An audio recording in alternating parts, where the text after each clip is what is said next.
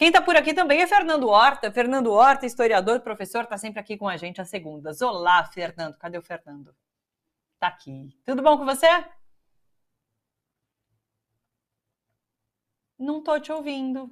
Tá Não me ouvindo? Agora estou. Agora chegou o seu áudio. Tudo bem por aí?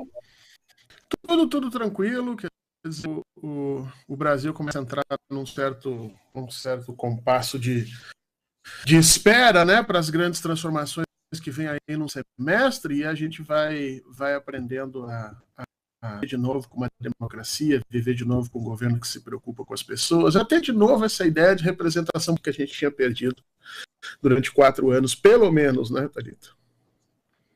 Enquanto a gente espera essas grandes transformações, a gente vai vendo a justiça avançando em investigações, né?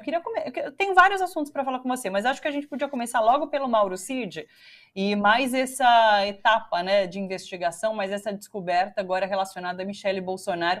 Eu não sei quem eu ouvi hoje pela manhã dizendo que é isso, puxaram uma pena e acharam um galinheiro todo, né? Eu sou péssima com expressões, com ditados, mas é isso.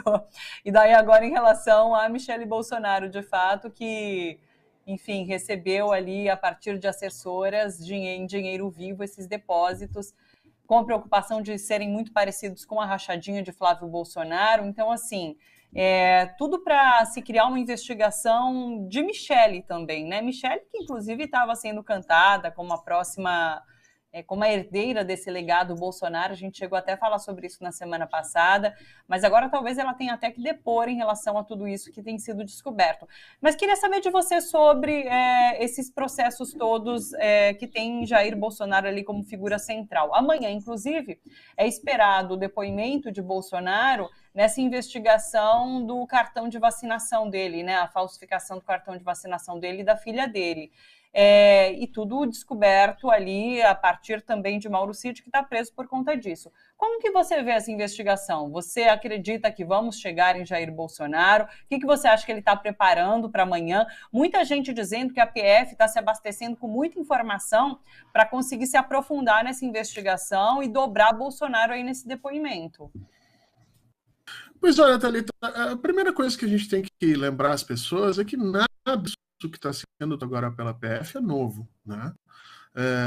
Todo o Brasil sempre soube da relação de Bolsonaro com a rainha, de Bolsonaro com as milícias, da forma como ele sempre levou as estruturas políticas, da forma como ele enriqueceu a sua família. Isso sempre foi muito claro, inclusive no Congresso se colocava isso. Bolsonaro era de baixo clero, não porque ele fosse uma figura apenas somente limítrofe, né? Mas porque ele é uma pessoa com uma extensa vida ligada a esses delitos, a essa criminalidade, vamos dizer assim, né, de bacalhau, que era uma característica dele. O problema é que em 2018, Thalita, houve um certo, vamos dizer assim, um acordo entre as elites brasileiras para esconder todo esse negócio para baixo do tapete, de tal forma em que o Bolsonaro pudesse vencer a eleição contra o Fernando. Esse conluio, esse acordo, esse silêncio, né, que se estabeleceu entre Bolsonaro e, obviamente, as elites brasileiras, ele se desfez a partir do momento em que se conseguiu mostrar que Bolsonaro era não só perverso do ponto de vista da concentração de poder, mas também incapaz de construir um Estado que fosse minimamente sustentável. Isso ficou muito claro logo depois da pandemia. Então, o que está aparecendo agora é o que deveria ter aparecido lá em 2018, quer dizer, não há nenhuma novidade. Bolsonaro, as investigações não vão chegar a Bolsonaro. As investigações partem de Bolsonaro. É o entorno do Bolsonaro que é todo investigado. Por que não se investiga diretamente Bolsonaro, então, Fernando? Porque ele ainda tem um apoio político bastante grande e ainda é capaz de mobilizar uma quantidade imensa de pessoas dispostas a matar e morrer por conta dele. Então, se está tendo um pouquinho de... Mas que essas coisas vão estourar nele, vão. Eu ouvi uma fala ontem dizendo que o que tinha se procurado durante 30 anos na vida de Luiz Inácio Lula da Silva tinha se encontrado em 30 dias com uma investigaçãozinha bem simplesinha em cima de Bolsonaro. É verdade. A Cissa Soriano foi atrás aqui para mim, essa frase do puxa-se uma pena e vem a galinha toda é do Teori Zavascki. Veja só. Horta, em relação a Michele Bolsonaro, porque, de fato, semana passada a mídia deu um destaque grande a ela, né, de o PL se organizando para colocá-la como a herdeira do bolsonarismo, e agora a gente vê ela envolvida nesse novo caso, né? Porque os cheques, né? A Micheque ficou famosa lá atrás, a gente não avançou naquela investigação, mas mais depósitos agora voltam a aparecer para Michele Bolsonaro. Um dos grandes problemas nisso é que está se buscando, o PL e os conservadores do Brasil estão se buscando um candidato bolsonarista que não seja Bolsonaro. É como se você quisesse criar um bolsonarismo sem Bolsonaro. E a Michele, de alguma maneira, aparecia como essa situação. Contra o próprio Bolsonaro, porque contam as más línguas que o Bolsonaro tem ataques de fúria toda vez que alguém menciona que Michele Bolsonaro pode concorrer a algum cargo específico, né? O problema é que não há como você ser bolsonarista e não estar enfiado em todos esses problemas, em todos esses crimes, em todas essas situações. Michele Bolsonaro não seria diferente, muito pelo contrário, a tudo que nós conhecemos, ela foi instrumentalizada pelo Bolsonaro para dar sequência nos processos de corrupção ativa, passiva, nos desvios de dinheiro, e a gente vai ver o caso das joias, é muito efetivo, mas ela também é parte integrante desse processo quando ela, mesmo sabendo disso tudo, aceita ser parte nesse processo e entregar o seu nome e fazer campanha, entregar a sua posição para esse tipo de atitude leviana e criminosa. Então, eu acho que não vai conseguir se salvar disso. O problema, Thalita, é que as pessoas que votam em Bolsonaro não votam em Bolsonaro enganadas, né? Como se não soubessem que ele faz esse tipo de coisa. Elas votam em Bolsonaro exatamente porque ele faz esse tipo de coisa. Porque na cabeça dessa gente vale qualquer coisa, desde que seja para salvar o Brasil de uma ameaça comunista que só eles enxergam na cabeça deles. Perfeito. Feira Nacional da Reforma Agrária aconteceu aqui em São Paulo, foi um super sucesso e é interessante, né? A gente comentou na semana passada, foram 5 anos sem essa feira, sem a realização da feira, por conta de problemas até com a gestão Dória, que não permitiu que a feira fosse realizada ali no Parque da Água Branca. Ela voltou com uma super expectativa, o pessoal estava animadíssimo, né? Eu vi aqui nas minhas redes todo mundo muito animado para participar da feira, e foi um sucesso. Ela aconteceu, muita gente falando bem, comprando os alimentos, e tudo isso, né, Fernando, às vésperas de uma possível instalação de CPI contra o Movimento Sem Terra ali no Congresso. Então, é um sinal muito positivo essa adesão à feira e inclusive eu comentei isso na sexta-feira, foi na sexta? Eu não sei se foi na sexta. Com a mídia falando muito bem, né? A mídia dando um grande destaque, a grande mídia, a mídia corporativa dando um grande destaque para o que estava sendo essa feira da reforma agrária. Existe nesse momento, Thalita, uma disputa de narrativa muito forte, né?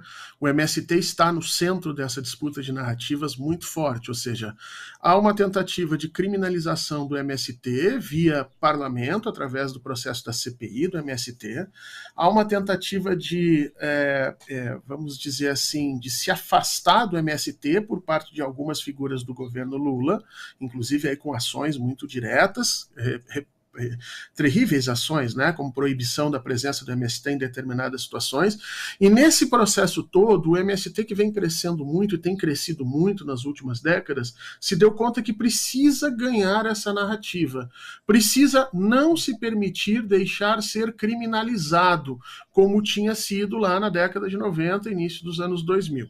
E então, todo esse trabalho de mostrar o MST não só como um movimento social, com uma causa perfeitamente justa e legítima, mas como também um grupo de pessoas que trabalha, que tem sentidos, que tem existência, que tem tempo, que tem ações e vontades para um determinado objetivo de Brasil, uma ideia de Brasil, é um trabalho extremamente importante e necessário nesse momento, né? É uma pena que a gente, infelizmente, tenha que fazer isso no meio dessa disputa que vem ocorrendo dentro das instituições brasileiras contra o MST.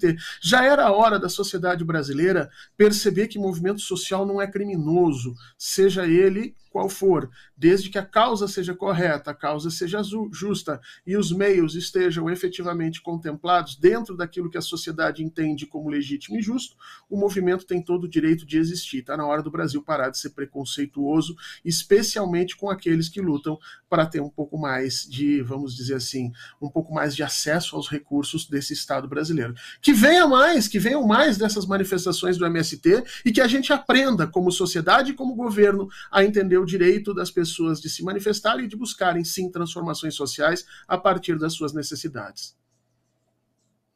Genial, essas imagens tão maravilhosas, a gente viu ali trechos dos shows que aconteceram durante os 4 dias, os alimentos ali expostos, muito bacana, o pessoal todo feliz, e a comunicação do MST acerta muito, né, porque há uma humanização muito grande quando você realiza a feira, quando você mostra a que se destina essa reforma agrária, né, a produção desse tipo de alimento, que chega tão fácil, durante a feira, pelo menos, nas mãos dos consumidores. Acho que a comunicação do MST tem acertado muito quando tenta, de fato, humanizar o movimento social, como você coloca. Acerta muito, mas veja só, não é humanizar o movimento, né, mas humanizar a imagem que a sociedade fazia do movimento, porque o movimento é sempre composto por pessoas. Na década de 80, o problema é que na década de 80 nós tínhamos uma mídia que de alguma maneira transformava o MST num campo de treinamento de pessoas cujo objetivo era destruir a propriedade privada, a família, e a comunicação da MST vem trabalhando muito bem para fazer essa transformação. Vamos lembrar que não é só a comunicação, né, Thalita? Porque senão fica parecendo que é uma coisa frágil e falsa. Mas durante a pandemia, o MST foi, eu acho que o movimento social que mais doou alimentos às famílias necessitadas no momento em que o Brasil mais precisava, em que, em realidade, o bolsonarismo se fechava em copas para tentar não ajudar a sociedade e Paulo Guedes defendia que as pessoas deveriam morrer em função do Covid. O MST ia às ruas para fazer doação de toneladas e toneladas de alimentos produzidos por essas famílias. Então, não é uma comunicação, um processo de comunicação distanciado de uma prática. Não. É um movimento social que tem nos ensinado a como transformar a sua prática social em um discurso real na sociedade e como utilizar os meios de comunicação a seu favor. Eu tenho a impressão, Thalita, que diante de tudo isso, essa CPI do MST vai acabar encontrando coisas impressionantes. Vai acabar tendo que, no final, dizer que talvez o MST seja um dos movimentos sociais mais importantes de toda a América Latina e talvez de todo o mundo.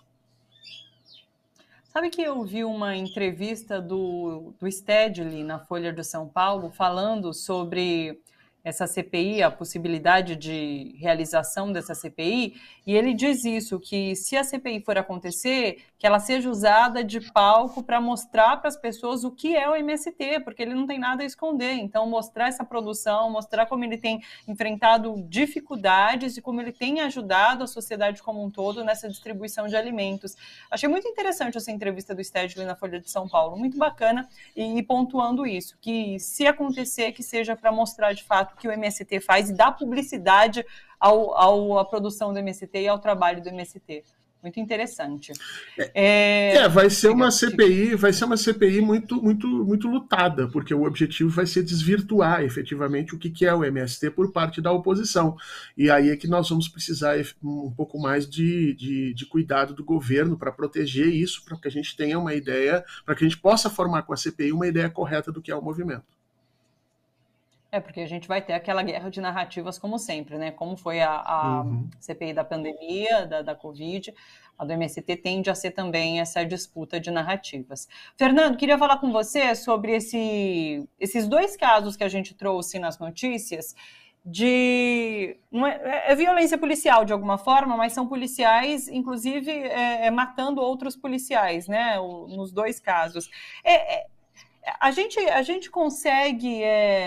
São casos isolados ou a gente consegue tirar episódios? Não são casos isolados não, Thalita, tá? Quem conhece, quem estuda um pouquinho de segurança pública sabe que os policiais em geral no Brasil são muito mal pagos, muito mal treinados e muito mal atendidos. Todas as vezes que nós tivemos pessoas de esquerda que procuraram trabalhar nesse sentido, acabaram se tornando grandes lideranças para ajudar esses policiais. A gente teve isso, a própria Marielle, pouca gente conhece, mas a Marielle tinha um trabalho gigantesco em cima da ajuda aos familiares desses policiais que muitas vezes morriam ou tinham graves doenças psicológicas durante o processo do exercício das suas atividades. O próprio hoje o ex-deputado Marcelo Freixo também tem um trabalho muito forte nisso. Está na hora da esquerda começar a ganhar um pouco de espaço dentro desses grupos, dos grupos de policiais, a partir desse olhar humano que existe sobre o trabalho deles. Ninguém aqui está defendendo o policial que matou o outro que fez a chacina, mas quem trabalha nesse meio sabe que isso é super comum. Quer dizer, as pressões a que essas pessoas são submetidas todos os dias acabam sendo por demais fortes para que um indivíduo sozinho possa resistir. E dentro do Estado neoliberal que nós vivemos, o policial ele é só um pedaço de carne cujo objetivo é fazer os interesses das elites brasileiras, das elites nacionais. Ninguém se preocupa com a sua saúde, com a sua condição, com a própria vida. E muitas vezes esses casos acabam se tornando muito mais comuns do que a mídia deixa transparecer. A questão é que nós estamos, nesse momento, com um certo, vamos dizer assim, com uma tolerância baixa a esse processo de violência, dado que isso vem acontecendo logo depois dos ataques contra as escolas. Então está havendo uma certa ligação. Mas a verdade, Thalita, é que a gente tem que reconhecer que quando o policial acaba entrando em parafuso nesses casos e matando a si, as suas famílias ou os seus colegas, muitas vezes a imprensa não dá o devido cuidado e os governos não olham isso como um problema, e sim como um fato isolado. E não, está na hora da gente perceber que nós precisamos treinar melhor os nossos policiais e dar assistência àqueles que diariamente são obrigados a ver coisas, Thalita, que às vezes a gente não conseguiria ver. A discussão sobre segurança pública aqui no país precisa avançar bastante, né? A gente está sempre trazendo uma questão ou outra e é uma discussão que precisa ser aprofundada e a gente, às vezes eu sinto que a gente discute muito a superfície, né? Não se aprofunda em questões como essa, por exemplo. Exato, Thalita. É muito ruim o debate público no Brasil, ele é muito frágil, ele é muito pouco profundo, né? A gente, quando discute segurança pública, a gente discute em cima de termos como bandido, crime, punição. A gente nunca discute segurança pública como questões estruturais, ou como formação, inteligência, respeito, cidadania, espaços, territorialidades. A gente nunca discute dessa forma. É sempre tentando comprar mais bala para que um pedaço de carne totalmente que a sociedade, inclusive, vê como descartável, que é o policial, acabe matando outros pedaços de carne que a sociedade também entende como descartáveis, normalmente corpos negros.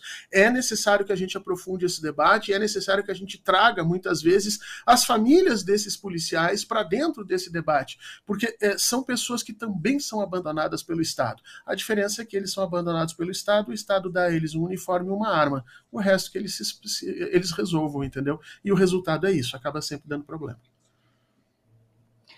Fernando, internacional agora, vamos falar um pouquinho sobre Ucrânia e essa tentativa, né, na semana passada, do Brasil se colocar como protagonista num possível acordo de paz, né, entre Rússia e Ucrânia. Celso Amorim esteve ali em Kiev, falou com Zelensky e sempre nessa tentativa de buscar que as duas partes consigam uma resolução do conflito. Mas isso foi, se eu não me engano, no final ali da semana, mas já no final de semana, Zelensky se encontra com essas lideranças europeias que, se não incentivam, fomentam de alguma forma a continuidade da guerra, né? Então a gente passa a não ver o final do conflito com uma perspectiva tão curta. Como que você vê esse conflito hoje e também como você vê o papel que o Brasil tem tentado exercer nessa resolução? Thalita, eu não sou muito. Eu não tenho muita esperança em que o Brasil tenha algum sucesso nessa tentativa de paz. Isso porque o conflito não é entre Ucrânia e Rússia. Se fosse entre Ucrânia e Rússia, esse conflito já tinha terminado. Esse conflito Ucrânia e Rússia ele é só uma fachada que esconde uma enorme disputa internacional geopolítica que envolve Oriente e Ocidente, o Ocidente tentando evitar uma transformação geopolítica em curso que está colocando a China e seus aliados mais próximos, inclusive aí Rússia, Índia, por exemplo, no centro dos modelos do século XXI de desenvolvimento. Então, uma das coisas que nós temos que entender é isso: você não consegue parar esses grandes movimentos geopolíticos apenas com a força da vontade. Por mais que o presidente Lula esteja correto em falar sobre paz, em defender a paz, e a posição brasileira seja nobre, eu acho que ela não vai obter muito sucesso, não. Especialmente porque alguns documentos foram vazados essa semana que demonstram que o Zelensky tem, no mínimo, uma posição dual. Ou seja, na mídia e parecendo uma figura que quer apenas defender o seu país e obter paz, mas negociando internamente, inclusive, ataques ao território russo, assassinatos em cima de determinadas figuras em território russo, o que pode tremendamente ser prejudicial ao andamento da guerra e à própria Ucrânia, porque a verdade é que a Ucrânia está em guerra com uma potência nuclear. A Rússia ainda não usou suas capacidades militares, mas isso não quer dizer que em qualquer momento que ela se senta ameaçada, ela não use, né? Então, nós temos que ter um certo cuidado com isso. Agora, o papel horroroso que a União Europeia joga nesse processo é que vai ficar para a história. E isso o presidente Lula tem chamado a atenção com um certo cuidado, e toda vez que ele toca nisso, ele é criticado, inclusive dentro do Brasil. Mas a Europa joga um papel baixo, sujo, como há muitos anos nós não víamos a União Europeia tratar isso. Quer dizer, a União Europeia, a Europa como um todo, especialmente depois do processo da Guerra Fria, ela tomou uma postura de tentar ser uma mediadora dos grandes conflitos do mundo, chamando os atores à responsabilidade pela necessidade da sobrevivência do planeta. Agora, nessa guerra, ela é uma incentivadora suja e sórdida nesse processo todo. Quem paga com isso, sabe quem é, Thalita? São os corpos ucranianos que vão se empilhando em cima do seu território, são as mulheres ucranianas que não conseguem efetivamente ter um espaço de vida e as crianças ucranianas que sabe-se lá como é que vão ser criadas depois de quase 2, 3 ou talvez 4 anos de guerra nesse processo. Então, muito ruim esse papel que está sendo feito. Agora, eu acho que a gente não vai ter muito sucesso nisso não, viu? A guerra está sendo alimentada ali não pelo interesse do Zelensky ou o interesse do Putin, mas por questões muito mais profundas. Perfeito. Fernando, você sabe que na semana passada eu me esqueci de te questionar sobre o que a gente vai esperar da semana, né? Porque a gente tinha esse nosso papo, né? O que esperar da semana, o que vai ser destaque na semana, eu esqueci completamente. Mas quero saber essa semana, o que a gente pode esperar da semana, o que a gente tem que ficar de olho, conta pra gente. O presidente Lula, eu acho que ao longo dessa semana, talvez no início da outra, o presidente Lula vai ter que reorganizar um pouco a sua entrada, né, a sua relação com as estruturas políticas do Brasil. O governo vem acumulando algumas derrotas importantes e algum distanciamento preocupante também com relação aos antigos atores que o apoiavam. Nós estamos tendo críticas vindas, por exemplo, do MST, vindas de professores, de alunos, por conta de posicionamentos dos ministérios. Nós estamos tendo Lira, por exemplo, já ensaiando a falar um pouco mais grosso, tentando mudar ministros aqui e acolá, e esse processo todo ele tem que ser travado antes que ele atinja um espaço de não retorno. O presidente Lula, eu tenho a impressão que deve fazer algumas mudanças nessa semana para tornar a sua articulação política um pouco mais coesa. Não necessariamente mudanças de ministros ou de nomes, mas mudanças de estratégia, para que a capacidade do governo de mobilizar os seus aliados, e inclusive manter esses aliados mais próximos, seja majorada e nós tenhamos menos eco nas relações do governo. É essencial e eu acho que o presidente está certo em fazer essas questões. Acho que a gente tem que olhar um pouquinho durante a semana essas movimentações e principalmente o que o presidente vai falar até sexta-feira deve dar alguns recados nesse sentido. Sabe que eu li Mônica Bergamo hoje pela manhã e ela aponta nesse sentido, que Lula estaria ansioso e triste, né, com os rumos destes primeiros meses de governo, porque tem tido muita dificuldade, fez grandes promessas durante a eleição.